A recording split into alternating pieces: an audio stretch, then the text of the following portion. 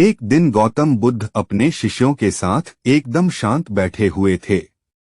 उन्हें इस प्रकार बैठे हुए देख शिष्य चिंतित हुए कि कहीं वह अस्वस्थ तो नहीं हैं। एक शिष्य ने उनसे पूछा कि आज वह मौन क्यों बैठे हैं, क्या शिष्यों से कोई गलती हो गई है। इसी बीच एक अन्य शिष्य ने पूछा कि क्या वह अस्वस्थ हैं, पर बुद्ध मौन रहे। तभी कुछ दूर खड़ा व्यक्ति जोर से चिल्लाया, आज मुझे सभा में बैठने की अनुमति क्यों नहीं दी गई है। बुद्ध आंखें बंद करके ध्यान मग्न हो गए। वह व्यक्ति फिर से चिल्लाया, मुझे प्रवेश की अनुमति क्यों नहीं मिली।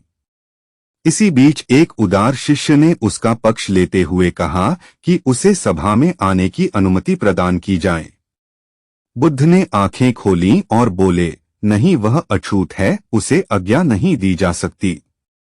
यह सुनकर शिष्यों को बड़ा आश्चर्य हुआ। बुद्ध उनके मन का भाव समझ गए और बोले, हाँ, वह अछूत है।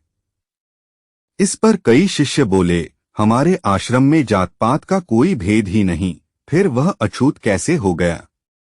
तब बुद्ध ने समझाया, आज वह क्रोधित होकर आया है। क्रोध से जीवन की एकाग्रता भंग होती है। क्रोधी व्यक्ति प्राय मानसिक हिंसा कर बैठता है, इसलिए जब तक वह क्रोध में रहता है तब तक अछूत होता है। इसलिए उसे कुछ समय एकांत में खड़े रहना चाहिए। क्रोधित शिष्य भी बुद्ध की बातें सुन रहा था। पश्चाताप की अग्नि में तपकर वह समझ चुका था कि अहिंसा ही मनुष्य का महान कर्तव्य व परम धर्म है। वह बुद्ध के चरणों में गिर पड़ा और कभी क्रोध न करने का प्रण लिया।